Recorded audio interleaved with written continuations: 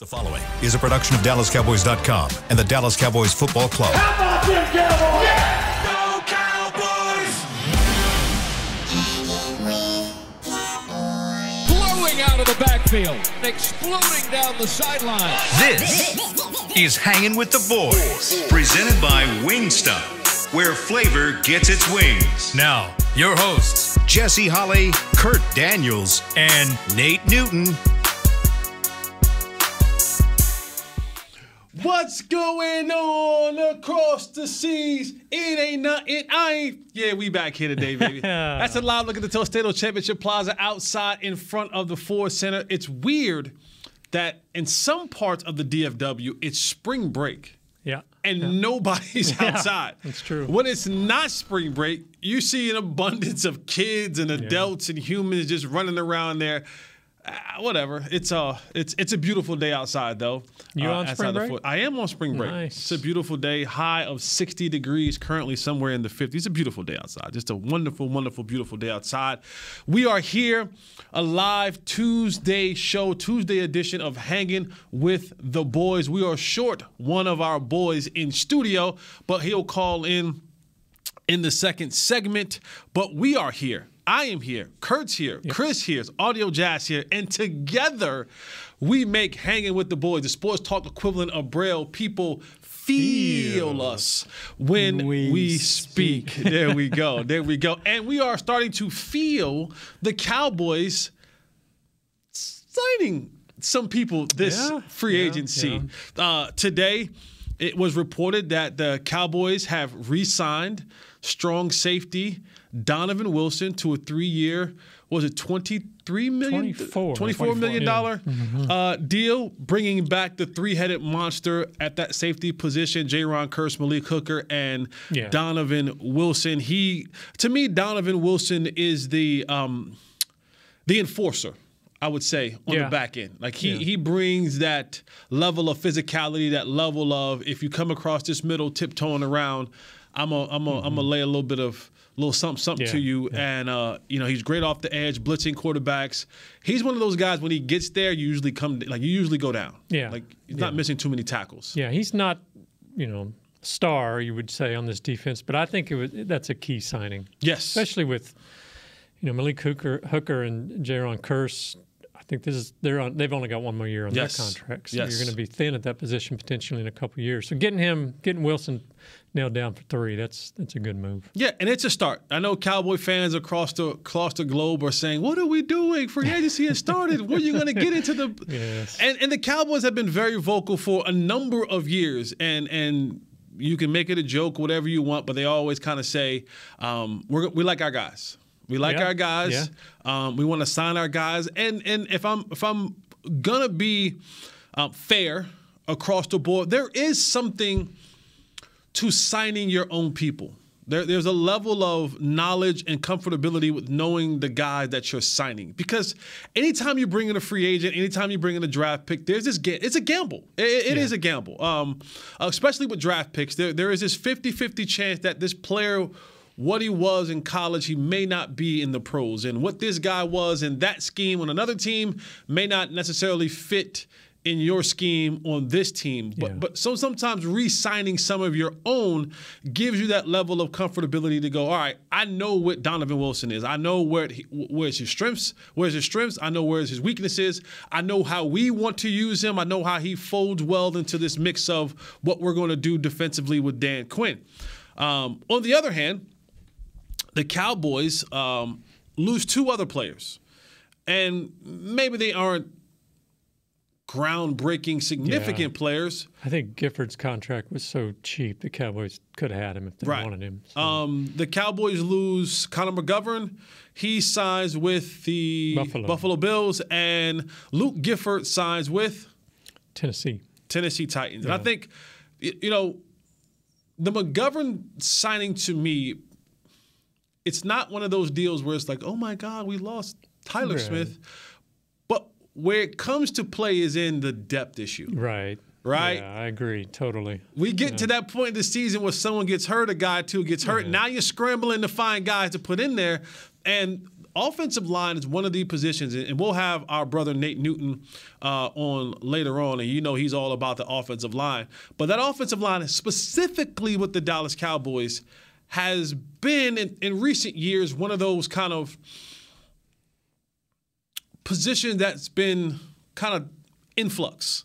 Right, you have some good. You got Zach Martin, a staple, right? You got Tyler Smith is coming on, and you got guys McGovern. You had Connor Williams. You had Biotis. You had other guys in there. But when one guy goes down, now you start trading pieces. Mm-hmm. You start, as my grandma used to say, rob Peter to pay Paul to make things work. And every time you lose an offensive lineman, that eliminates depth, right? Despite how much you may have felt about that guy, if he goes away, you now either have to have the backup guy step up, or you have to bring in a new guy, again, draft or free agency, that, again, gives you that 50-50 kind of shakeup in what it's going to be. And the same thing with Luke Gifford. Special teams doesn't become an importance or a key point until it becomes important and a key point. Yeah, and he was your leading special teams tackler. But, McGovern, I think they would have liked to have had him back for that depth reason, but they just – I assume Buffalo, I can't remember, it was 3 years, $23 million or something. They got out of their price range on that one. So you can look elsewhere. And now the one guy the Cowboys are trying to sign next is veteran linebacker Leighton Vander Esch. Yes. Yeah, you're right. Sorry, I wasn't going to the other guy. All right, I just want to make sure. I wasn't going to the other guy. Look, you're sitting. Hey, Chris is sitting back there like, bro, no, you can't. Me. I know. I got you. I get the call. Listen, we got the emails, we got the calls, we got the texts. I'm good. I got you, baby. Yeah. I got you. I get a call if something happens, bro. Chris, I can see Chris back there like waiting by the night, like he's gonna say it. He's gonna say it. No. All right. Leighton Vander Esch. LVE.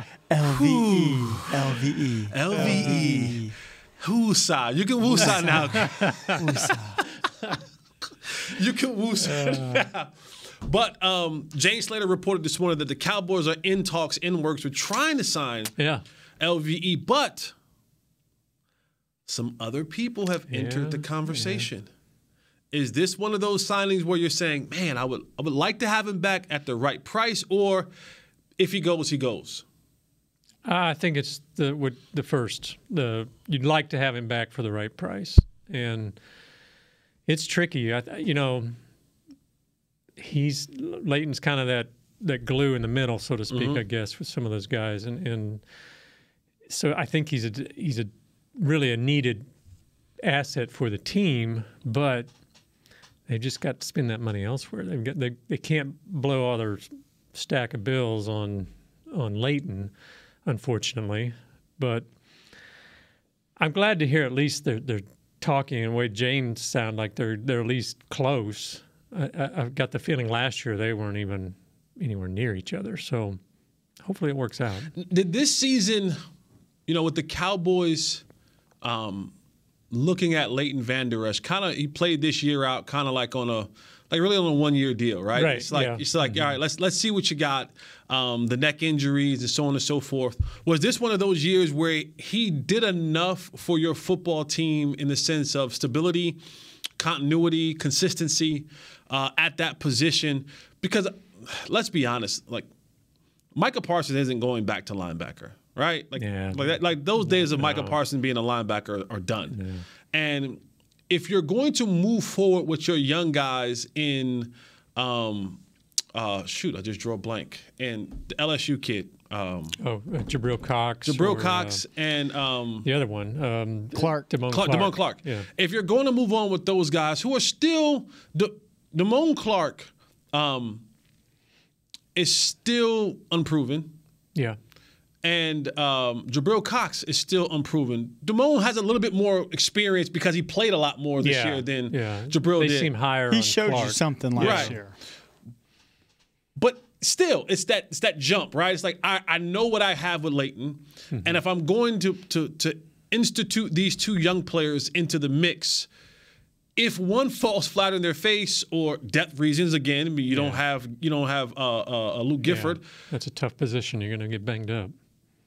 So I think it's imperative almost to bring a guy like Leighton Vander Esch back. But I get it. The price has to be right for a guy like that, and he's probably somewhere around the $7 million. I think Jane was saying $7. That sounds about right. Yeah. $6, $7, $8 million range where he can. That seems like a good deal for him, though. I think. Now, if this mystery team that she said had popped in, you know, he came close to 100 tackles last year. I mean, he had a good season for sure. So, whereas the year before he had been kind of banged up again, and there were still question marks. So I think he kind of proved himself. He's earned this contract. So, yeah, you don't know. Some other team may pop in and say, we're going to give him 10 or whatever. As a former player, I watch these contracts come up, and you know, we play with money so much in professional sports, right? Like we just, it's just $7 million. I can tell you as a person who sat in some of those seats looking for a deal to get done sometimes, and. Like, that's life-changing money. Oh, yeah. Like, this thing about, it's just $7 million. And you see somebody like, he signed a deal 2 years, $14 million. And I'm like, you don't understand. Like, you just went from being a guy who was a thousandaire to a guy who now a multi-millionaire. You know what I'm saying? Yeah. And it's just, we just casually say it. And I sit there and I look and I'm like, man, I remember sitting there at times and, you know, I used to look at deals like Sam Hurts. Like Sam Hurts used to get a deal. He's like, he got a second round free agent tender. He was like, tender was like $1.7 million. And I was just like, I'll take that. I'll take the 1.7 guaranteed deal. Was he like offended by that second tender, or was he? No, it was like guaranteed money. It was like, it was like anytime you can guarantee money in this league, like, I get it, like know your worth, know your value, and age and all that kind of stuff. But I just always laugh that at times we frown upon, like, it's just $7 million. I'm just like, no, that's like that changes your life significantly. I guess, and this maybe leads into another question I had, was it surprises me sometimes how much players use the salary as, like, I'm better than him because I get paid more. Whereas everybody else in the world, and even the players themselves, are like, no, it's the statistics. It's the winning. That's what makes you a better player or not. So why don't players, like you said, it's Leighton Vander Esch, if he got $7 million, $7 million's over 3 years or whatever. He's making, he's a multimillionaire. I mean, he's set. His grandchildren are set. His generations. Yet, what if he's offered $12 million by Houston? I've never understood why players, and I guess, I'm never going to be in that position, so I don't know, but why players don't understand that, and Zeke might be the case now, where like he could take a significantly less amount of money. He's already got more money than he never knows what to do with, but he could take significantly less, stay with a good team, be loved here in Dallas, that sort of thing, instead of starting up somewhere new for potentially more. And to me, I wonder sometimes, what is that mindset? Is it agent driven? Is it just purely, I have to be better than this guy in every single facet? Or yeah, money's always a motivator. Yeah. It just is. I had a really good friend of mine. This is basketball terms. I had a really good friend of mine, Marvin Williams. Yeah. Marvin played, I think, 14, 15 years in the league. He was the number 2 overall pick when he came out. And I remember talking to Marvin like the tail end of his career. And he was like, man, I wanted to retire 4 years ago. He's like, but they just kept offering me money. He's like, he's like, what do you do when they come to you and say, hey, we want to give you 2 years, $30 million? He's like, wow. He goes, I didn't want to play anymore. Yeah. He goes, but I can't consciously sit there and go, okay, like, what is my role? And they're like, hey, just be a veteran locker room guy, play 20 minutes a game, and be a good dude, be the dude that you've always been. Right. And he's like, I didn't want to play anymore because I wanted to go be with my family. I want to start, phase 2 of my career and travel with my wife and my children. And he goes, but they offered me. He goes back to back. He goes, I finished the 2 years. And I'm like, all right, I'm done. And he goes, hey, you want to come back for $17 million? He's like, hey, you want to come back for $14 million? He's like, so I played 4 or 5 more years after I didn't want to play because they just kept throwing money at me, and I just okay. Yeah. So I think a lot of times is, but I see that because maybe, like you said, his only other option was not playing. Where some of these guys, it's like, okay, I can go to this good team for less and be a winner and have good stats because I got good people around me, or I can go to this sad team who's going to lose, who I'll be struggling with a bad offensive line or whatever it is, but I'm going to get paid a lot more. Yeah, that matters. Like, because it obviously does, but I'm thinking like, why? You know, I would want to. I say that now, not again. Honestly, because guys, whether they want to admit it or not, right? There are realistic thinkers in locker rooms, and they may not come out and publicly say, "Hey, this team is not." Guys know where teams are at. Guys look around the league and go, "We're not them." Yeah, we're not close to that team, or we're not. And they may come in the locker room and say, "Hey, man, the guys in this locker room, they can't come out." Now, some will, but most people aren't going to come out and say, like, "We're not close to winning a Super Bowl." Yeah, This front office isn't really trying to win. Yada yada yada yada yada. So they'll go other places and go, yeah, I'm going to go get that money because if I take less and stay here, it's not going to even increase my chances of winning. Yeah. So let me go in the last, in these farewell years of my career, go and just stack up bread as much as I possibly can. And then when the well dries up, I start trying to kind of cherry pick where you can. Let me go to Kansas City for. Yeah. 800,000. Yeah. Now because now the well is dried up. Let me just go somewhere and kind of almost like LaShawn McCoy. Like, okay, I'll go here for 1.2 million. Yeah. I'll go here for the league minimum, and I'll just kind of like piggyback it and hopefully then get my ring and winning that way. Yeah. But I can't remember who tweeted it, but like it's all these receivers are blowing up Patrick Mahomes' phone like. Of course. Why not? Kansas City, Why not? Absolutely. All right, and we're going to blow up the phone now of our dude Nate Newton on the other side of this break. So we'll get Nate's thoughts and views on what the Cowboys are doing, the loss of an offensive lineman, what should they do in the draft, and just some more things of the wonderful mind of Nate Newton. Who knows where in the world is Carmen Nate Newton? That's what we should say. He's like, where in the world is Carmen? We don't know where Nate's at. We don't know, but he's probably on someone's highway. Yep. Just going to Wyoming for lunch, and they'll be back in Texas for dinner. We don't know. We'll find out at the end of this break. Stay right here with it. This is Hanging with the Boys. We'll be right back. I'm Dak Prescott, quarterback of the Dallas Cowboys. Blockchain.com is one of the most trusted ways to buy, sell, and trade crypto. Whether you're always on the go or stay closer to home, Blockchain.com is just a few taps away.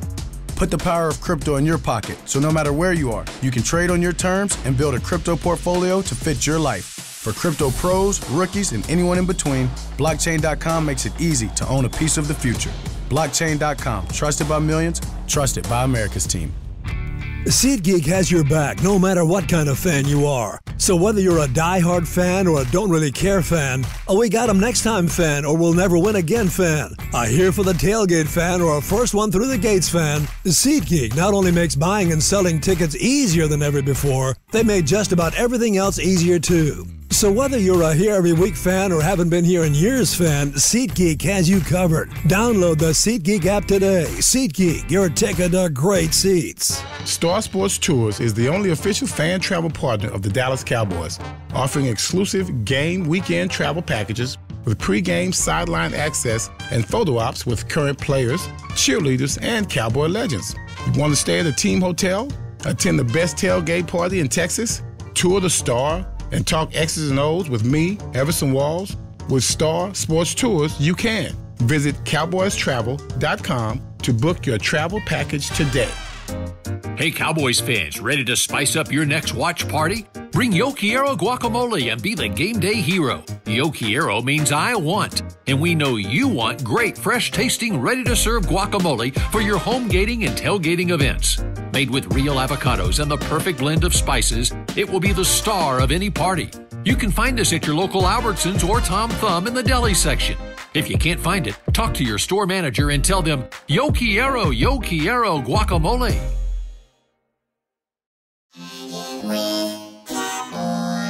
Back to Hanging with the Boys. Welcome back to Hanging with the Boys on this Tuesday off-season edition. Kind of this legal tampering free agency is underway. That first segment was brought to you by Wingstop, where flavor gets his wings. This segment is brought to you by Blockchain, blockchain.com. The 2023 Spring Break Youth Camps are here.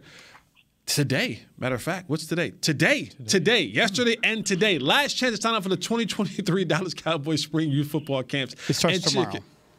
13th and 14th. So we'll sign up today for tomorrow. It's the last. The last line. Let me get to the last line. Let me get to the last line. Well, you're ahead of yourself. Let me get to the last line. You've been jumping the gun all day today. No, I'm not. You just sit back there ready. You said it's today. No, you sign up today. Sign up today. Sign up today. Last chance to sign up for the 2023 Dallas Cowboys Spring Break Youth Football and Cheer Camp presented by Invisalign. Use promo code SPRINGBREAK23 for $25 off camp this Wednesday. That's tomorrow. March 15th at AT&T Stadium. Visit DallasCowboys.com/camps. Slow down there, sharpshooter. No, baby. You said that. It was yesterday. No. You signed up today for tomorrow. Yesterday and today. Go see our boy for Danny tomorrow. McCray out there. Yes, go see our boy D. McCray. He's always putting on great camps. And we have on the line in parts unknown. Yes. We never know. We never know. Nate leaves the show at times, leaves Dallas-Fort Worth at 12 o'clock, texts us at 5 o'clock, and he's somewhere. Yeah. He's somewhere. We don't know where he's at. We don't care where he's at. He's healthy. He's alive, and he's here with us. What's up, Brother Nate? Man, how y'all doing, man? Great show you and Kurt are doing there, man. And I don't blame that dude. If you offer me $17 million, I keep coming back too. Absolutely. So, of course, you've been paying attention to the news. The Cowboys re-signed Donovan Wilson. They lose Frank Gifford, but most importantly, I always getting a chance to talk to you when it comes to offensive lineman play. The Cowboys lose in free agency Connor McGovern. What does that mean as far as offensive line depth, continuity, consistency with new coaches, and it is all that comes into play with offensive lineman play? Is that a big loss? Is it a medium loss? Is it a no loss? What is it? It's a big loss because now you have to replace him. It ain't no thinking about it. Now you take Tyron Smith, he's your left tackle. You take Tyler Smith, he's your left guard. The other guy is unproven. I can't think of his name. He's coming off an injury. Steele. You don't have a swing tackle. Peterson is not a swing tackle. He's not. He shouldn't even be in the league. So now you take Tyron Smith, put him at your left tackle. You got your left guard, Tyler Smith. Who is your depth? Josh Ball is your swing tackle? No, that ain't your swing tackle. This dude don't need to be on the team. So you have no depth that is proven. You've lost, I think, a serviceable left guard. So who is your depth? This is a big hit. Now they probably say, hey, we was ready for this. We anticipated this. We're going to sign some guys. Okay, you're going to go out and sign another Connor McGovern or something less? There's no consistency on our offensive line. We need two offensive linemen. We need to either find them in the draft or we need to find them through free agency. You see what Denver did. You see what Sean Payton, your next choice for the Dallas Cowboys, did. He went and got him two offensive linemen. Jesse, you're a guy. Sean Payton, went out and got two offensive linemen. Well, I mean, the reality is we all understand the game is won and lost in the trenches, offensively and defensive, line. You hit on something that I kind of want to dig into a little bit more. You said, all right, now Tyron Smith goes back to being your left tackle and Tyler Smith goes in to be your left guard. Are we hustling backwards in that situation? Should we just look forward to saying, you know what, Tyler Smith is going to be our left tackle. Yeah. Leave him there. Allow him to continue to grow there. Allow him to get offseason and training camp reps at left tackle, not this flip-flopping back and forth, and just make another decision at left guard? Or are the Cowboys thinking about going the way you're talking about? Tyron left tackle, Tyler left guard. The rumors are, maybe Kurt no more, that they are trying to find out how they can shuffle money for Tyron Smith because they want him here. You got to understand, Tyron Steele is your right tackle, and Tyron has to be ready to. Steele has to be ready to play at your right tackle. It ain't no amping up. he has to be, when the season starts, the way this looks, still has to be your right tackle. The all-pro Zach Martin is your right guard, and Biotish is your center. Those are your starting 5 guys. Those are the only guys that you have. There's no more. There's no more.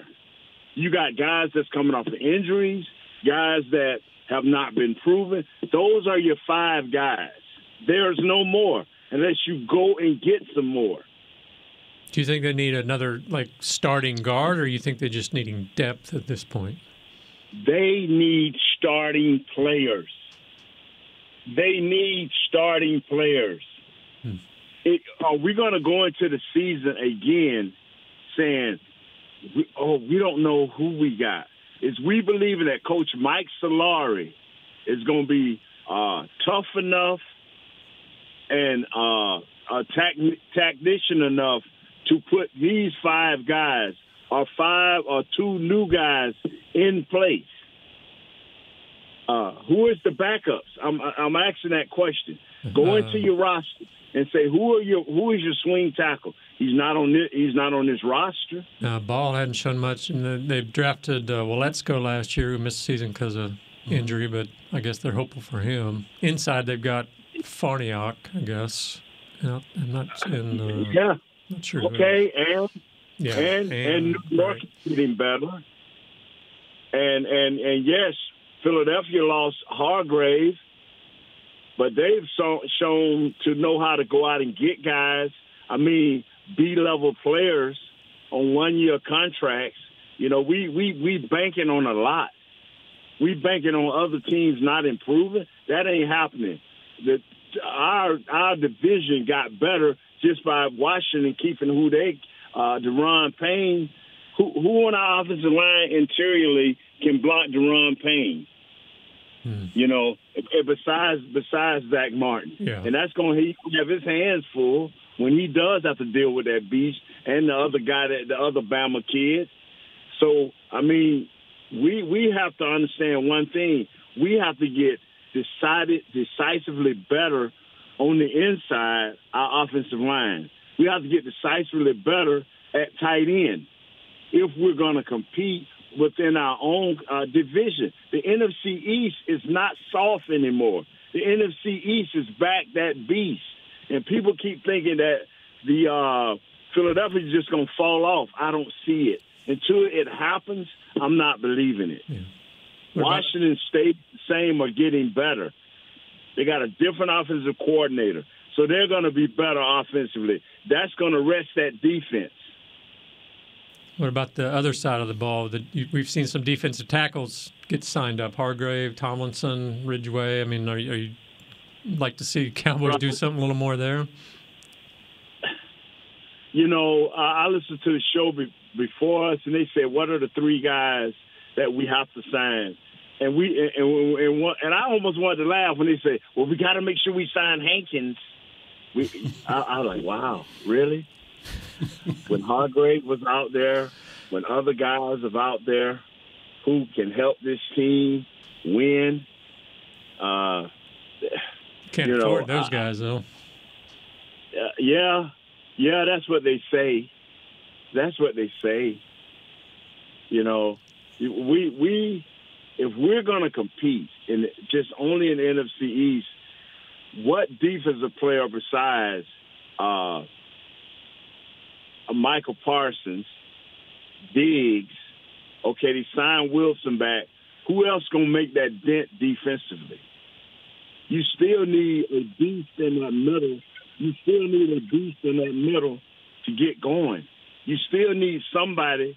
You know, is Leighton going to take another step this year towards being that all-pro linebacker we saw as a rookie? Is he going to take that extra step? Is one of those young guys that Jesse was talking about, is they going to have that impactful year that say, wow, okay, by us standing pat, we good to go. We still need improvement. And, I mean, we need an impact player to go along with Michael Parsons up front. I don't know who – we need an impact player. We need to make our offensive line solid. This running around talking about another wide receiver. You got wide receivers. Just get them healthy, get them on the field, and throw them the ball. Well, you heard it. You heard it here first from the horse's mouth. Nathaniel Newton, the Clydesdale. Now call me Hoggy. That's what Dion call me. Hoggy. I won't do that, man. You slim down from your playing days, so I'm gonna call you a Clydesdale. I'm gonna eat it. Yeah. All right, Nate, man. We appreciate you, brother. Continue to be safe on the road. We look forward to your return and being back in studio next week. Yeah, I left last night at 5:00. Yesterday evening at 5:00. Went down to Louisiana and Mississippi, picked up my uncle. I got him in the car with me. What up, I'm in Florida. Yeah. How you doing? Yeah. You should have had Unc on this whole time. This is my uncle that says you don't put ribs in a crock pot. That's all right. He never had my ribs in a crock pot before. You got to don't knock it till you try it, man. All right, brother. I love y'all. And y'all having a great show, man. Thank y'all very much. Thank you, man. Thanks, Appreciate Nate. you. All right, when we come back from this break, I brought this up a couple of weeks ago, and you and Nate kind of laughed at me. Oh, okay. You and Nate kind of laughed at me, and I want to bring it up again. All right. You put it in the notes. I want to bring it up again. Will we run into a problem with Micah Parsons and his tweeting? Ooh. Micah has a tweet for every single thing that happens. Yeah. When will this become an issue for him, for the Cowboys, from the front office? Is he quietly saying some things and challenging the people upstairs by the way that he tweets? We'll discuss that on the other side of this break. This is Hanging with the Boys. We'll be right back. Hey, Cowboys fans, ready to spice up your next watch party? Bring Yo Quiero guacamole and be the game day hero. Yo Quiero means I want, and we know you want great, fresh-tasting, ready-to-serve guacamole for your home gating and tailgating events. Made with real avocados and the perfect blend of spices, it will be the star of any party. You can find us at your local Albertsons or Tom Thumb in the deli section. If you can't find it, talk to your store manager and tell them, Yo Quiero guacamole. SeatGeek has your back no matter what kind of Cowboys fan you are. So whether you're a diehard fan or a don't really care fan, a we got 'em next time fan or we'll never win again fan, a here for the tailgate fan or a first one through the gates fan, SeatGeek not only makes buying and selling tickets easier than ever before, they made just about everything else easier too. So whether you're a here every week fan or haven't been here in years fan, SeatGeek has you covered. Download the SeatGeek app today. SeatGeek, your ticket to great Dallas Cowboys seats. I'm Dak Prescott, quarterback of the Dallas Cowboys. Blockchain.com is one of the most trusted ways to buy, sell, and trade crypto. Whether you're always on the go or stay closer to home, Blockchain.com is just a few taps away. Put the power of crypto in your pocket, so no matter where you are, you can trade on your terms and build a crypto portfolio to fit your life. For crypto pros, rookies, and anyone in between, Blockchain.com makes it easy to own a piece of the future. Blockchain.com, trusted by millions, trusted by America's team.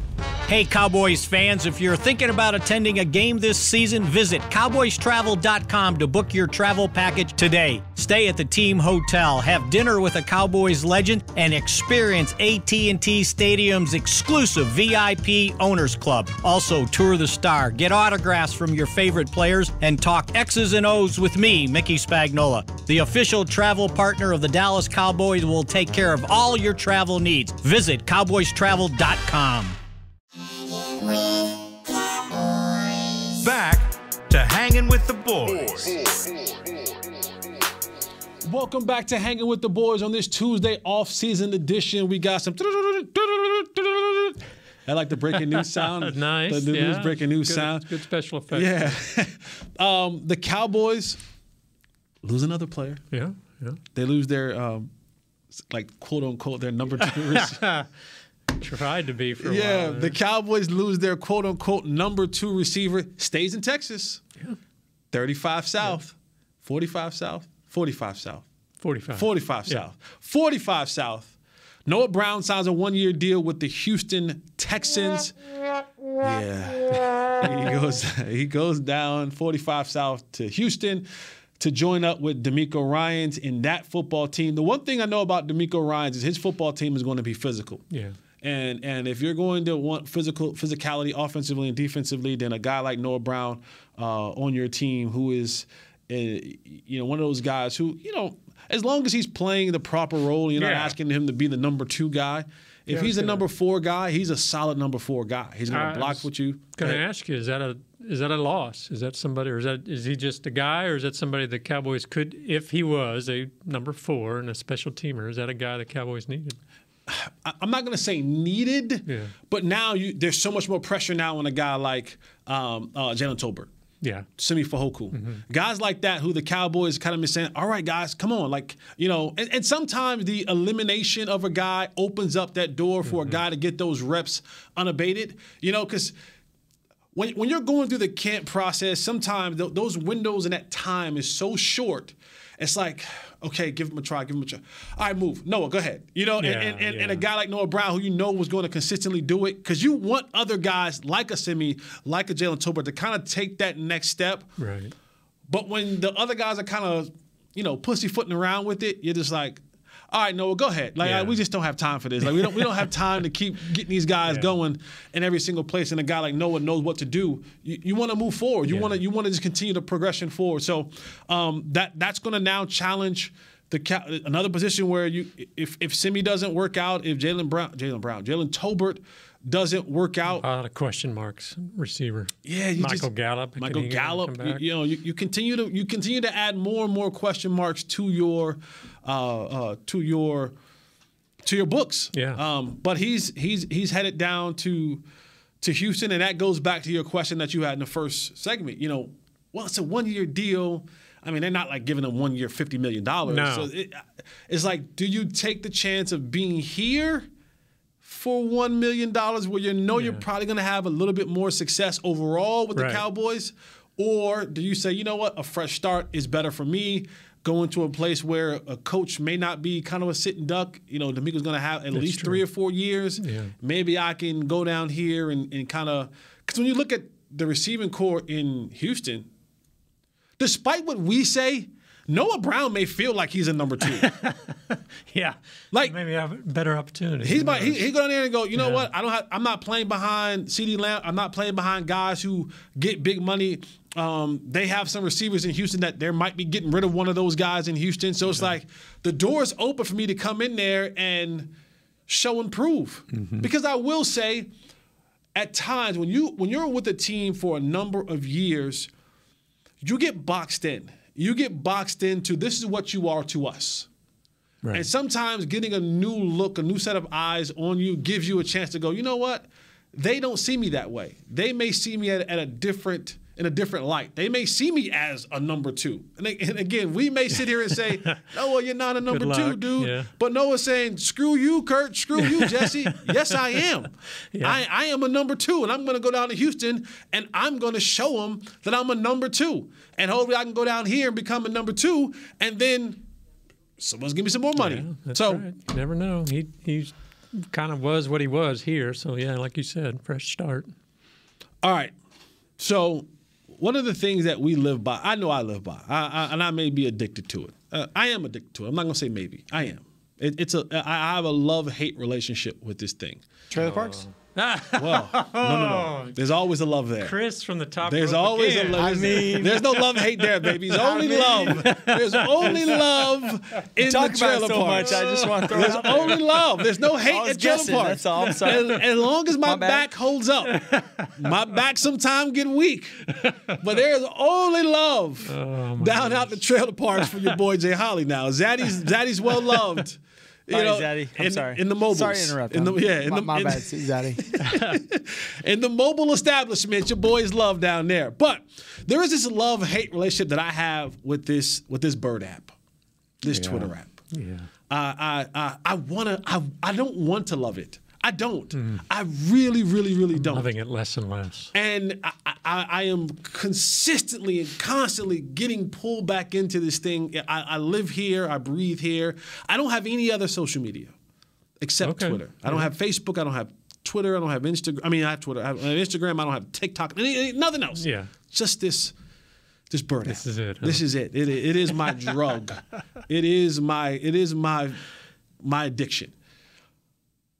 And it gives a voice to everyone. True. Some shouldn't have a voice. Exactly. Some do. Yeah.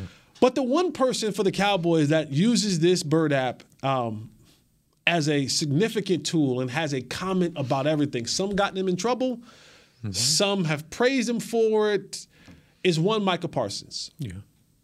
And if you just sit here and you follow Micah Parsons as the free agency begins to kind of, dwindle down, Micah has a comment for every single time a person gets signed of significance. Oh, yeah.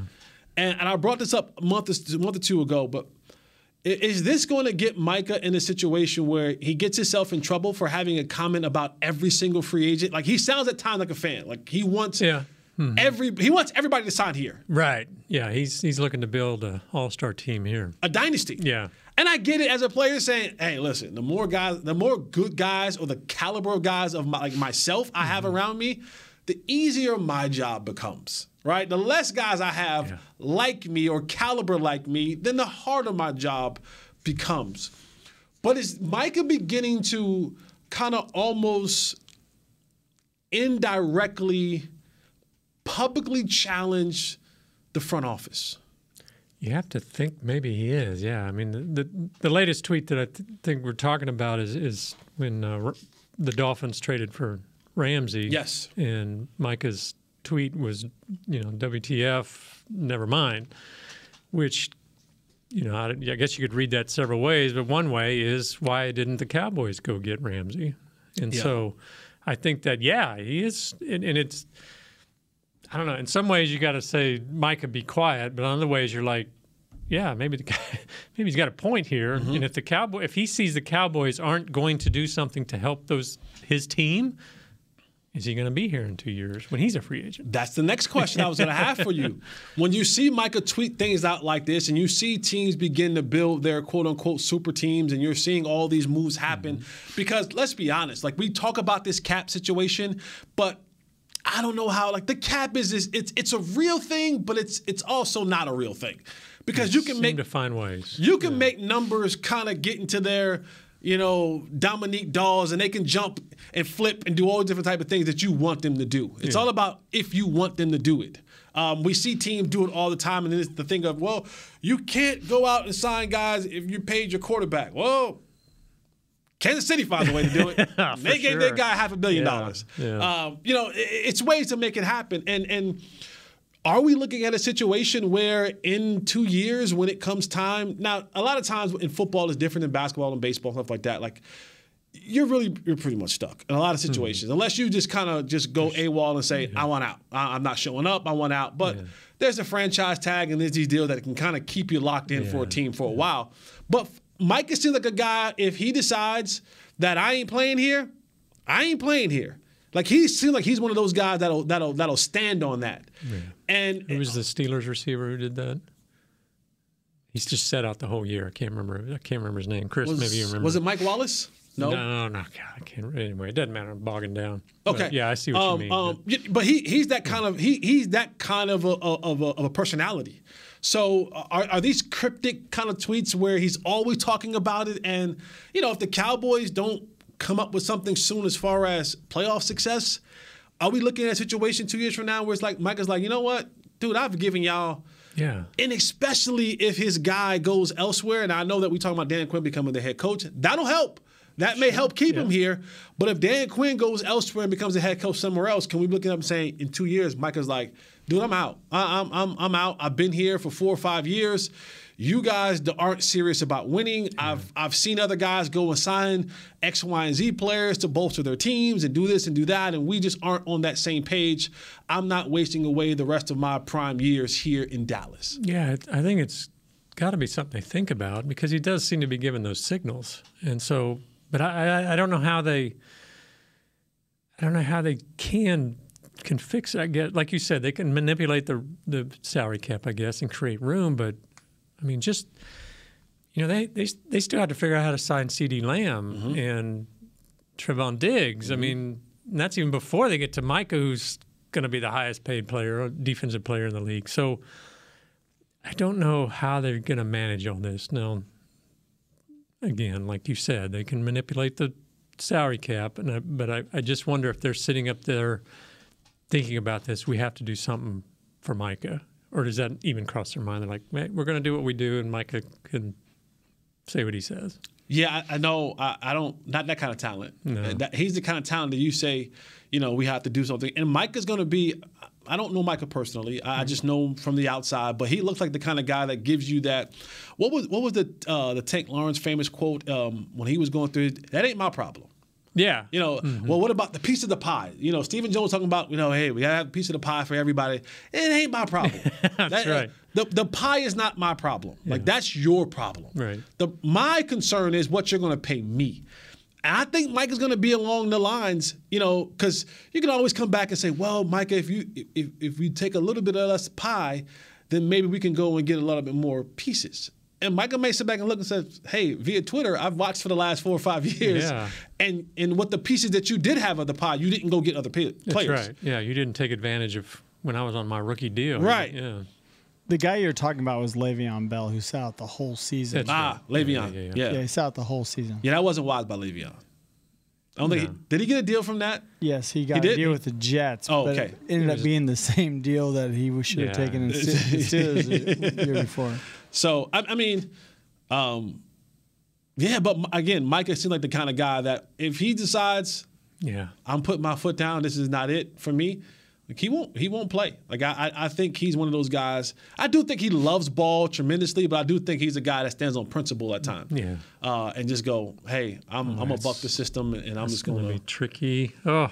But these got some big decisions. But these tweets from Micah, man, if you just keep watching them, and some fans are like, he's the voice of the people. Like he speaks for us. He's talking how we want to talk to the front office. Yeah. He's the one that's going to get Steven and Jerry to change. And I'm sorry to break the news to you guys. Yeah. Just letting you know, the pie is going to get a lot bigger next year with apparently there's a lot of money, broadcast money coming in, especially with the new deal they got from YouTube TV. Yeah. But again, are you going to, you got some other guys in line ahead of him. Are you going to, even with the money they have now, should they extend Lamb or Diggs or can they? It's such a balancing act and, it takes some geniuses up there to figure it out. I certainly can. No. And again, if Micah thinks he's going to be the one to get Jerry and Steven to change the stripes on their who they are, Diggs would probably be your next guy just because you have the 5th-year option with CD. Now, the thing with that 5th-year option with CD, I believe it's like $19 million a year. Yeah, but if you take the 5th, but that's going to change too.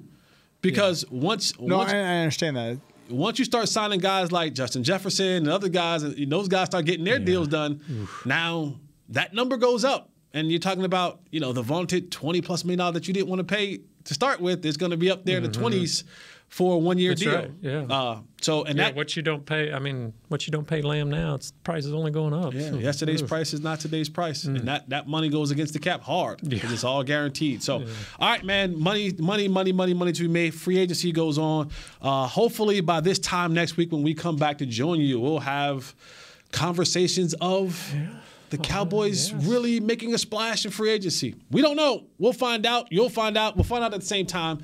And Micah will let us know if he's pleased. If he's on board. If he's pleased or he's not pleased about those situations. All right. We just need a thumbs up, thumbs down every time something happens with Micah. You just go to his Twitter and it's like up or one down. We need or his hands up. We need to get the social team on that one. They just tell Micah thumbs up, thumbs down. Thumbs up, thumbs down. That's all we need. What was that movie? What was that? Was that Gladiators where the guy was sitting out? He's like, the Emperor. The Emperor. We needed one of those with the Micah face, face on it, man. All right, that's it for us. For Chris in the back for Audio Jazz, for Brother Willie, Bro Will, Bro William.